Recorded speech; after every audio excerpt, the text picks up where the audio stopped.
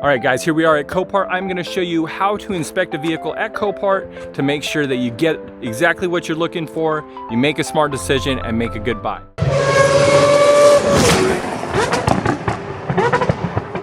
Let's go ahead and get started. Some of the things you wanna bring with you to not get burnt, you can bring a hat, sunglasses, whatever, because you might be out here for a while. Water, I left mine in the truck. And one of my favorite tools that is a must is a portable jump starter, guys. Now, the thing that's really beneficial about these is when you get to Copart, these cars have been sitting for a long time, right? And sometimes they won't even start because the batteries are dead. You know, sometimes the wires might be exposed, they might be left on, whatever, but the battery's dead. So it's a must. If you're going to Copart and really want to inspect a car, you want to bring yourself a portable jump starter. I researched my stuff very thoroughly before buying it, so this is a good brand. I got the link down below if you guys are interested. On a full charge, this thing has jump started everything I've thrown at it. And so I love it, guys. I've had positive experience, and you know, I'm not made of money, so it's quite affordable. Now, Copart does have their own jump starters. Sometimes they're not available, and other times they just you have to wait an hour for them to go ahead and get somebody to go out there. So today we're going to be checking out a 370Z. So the first thing I want to do when I get in a car for the inspection is I have the keys, make sure that the battery does have juice. It did unlock the doors, so let's see if we can get it to start. Ooh, doesn't want to crank. This is why I said bring a jump starter. All right, so if you didn't have a jump starter, you'd be hiking all the way back to the front. So we're gonna go and I'm gonna show you how easy it is to use one of these jump starters. So we have, what is this, a 3.7 liter V6 engine. It will not turn over. So you just plug this in, connect the battery cables, positive, positive, negative, negative. I know you can ground it somewhere else, but this is just a one-time thing. Don't leave me comments, I already know how to do it. So it's green, which means it's good to go. Go ahead and check. Boom, fired right up. Love that portable starter. Disconnected starter. The power pack. All right, so this hasn't been ran in quite some time. It could be months. So you wanna let it idle up, right? And you want to, you know, give it its time. Sit there for 10 minutes. So I start it first, then I start my inspection. And with it being idling up, it's going to idle first, you know, rough at first. Sometimes you know, there's ticking, whatever, because the injectors might be a little clogged too, which can happen. All right, so we'll let this idle up. Then I test all the accessories, make sure the air conditioner works, everything like that. You want to do a quick walk around. See where the vehicle has been hit and where the damage is. If you just assume it's in the front, you might miss something that's on the side, back, whatever, because damage can occur all over or after it's been delivered. So you want to pay attention. All right, so far it does look like it's just been isolated to the front. You really want to pay attention to the body lines. So you want to make sure that they're all even all the way around. If they're not, the chassis and or other parts of the car have been tweaked. And you want to pay attention to all the body lines, even if it's not where the damage was, you know, originally occurred, because the chassis might have been tweaked so hard in the front that it resulted in, you know, damage in the back. Looks good. Everything looks all right. You want to check under the car, even though it doesn't look like it's sustained damage. These things are picked up by forklifts. It can cause damage. So everything looks all right. Everything looks good on the back end of the car. Side skirts look okay.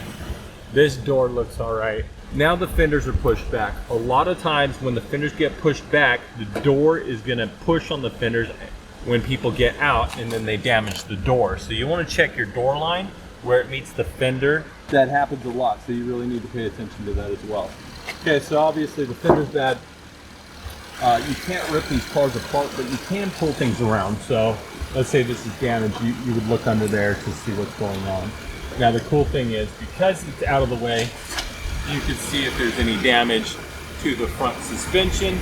So you want to pay attention to the suspension, guys, because Nothing's worse than a salvage car after you're done, you know, you're doing repairs and everything, and then you find out that you cannot get the suspension aligned, it's got serious problems, whatever. Okay, so we straightened out the wheel. So this wheel is straight. Let's see if the other wheel is straight. Now, this wheel is obviously not straight. It means we have some suspension issues. Odds are it's going to be on this side because the car looks like it received damage to this side of the vehicle. Okay? So seriously considering buying this car, I would take a lot of time and inspect the suspension components right here. You also want to check and see if the subframe has been shifted, because you know that could be a fair amount of work too, and it can result in other things being shifted. So because this was a front end impact on the front passenger side, what you want to do is go ahead and pull back the bumper. Usually they're just sitting on here. This one's tied on by whatever means. And you want to look at the frame, guys. The frame is where it can really rack up the cost and cause more serious damage. I look for cars that I can replace parts on, not cars that I need to do a lot of frame work on. The biggest point that you want to look for on a front impact is the frame rails, because if they're tweaked in the front, they can be tweaked in the back. It can be a lot more of an issue. So you want to make sure that your frame rails are straight. Anything that can be bolted on, not a big deal. But the frame rails are typically welded on or part of the chassis. Sometimes they can be bolted on, but it's not that common. You want to look for any shifting. So if it was hit on the front passenger side, you want to see if anything shifted on the front driver's side. Okay, so far everything looks pretty good. You have damage on the front right side, but it's not too bad. Engine's running pretty good. Now you want to kind of do a little bit of investigation when you're buying the car. You want to see what kind of owner owned the car prior to the accident, because it's not just about inspecting accident damage. It's also trying to see if the car was in good shape prior to the accident.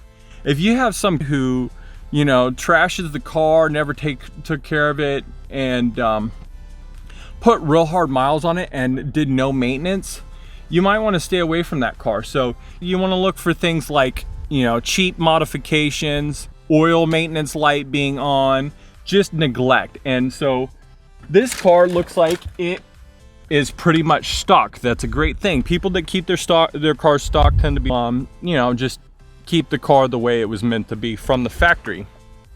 And there's nothing wrong with modifications if they're, you know, rightfully done and the car's taken care of. We went ahead and checked that out. Let's go and check the trunk. The other thing you want to do is look at what parts are in the car.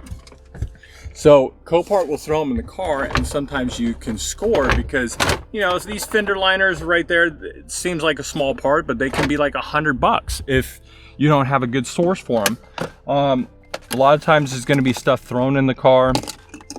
For some reason, there's a BMW key in the car. I got to return that to Copart. Okay, so the car looks like it's pretty warmed up here. What's the temperature? It's halfway. Let's crank that AC.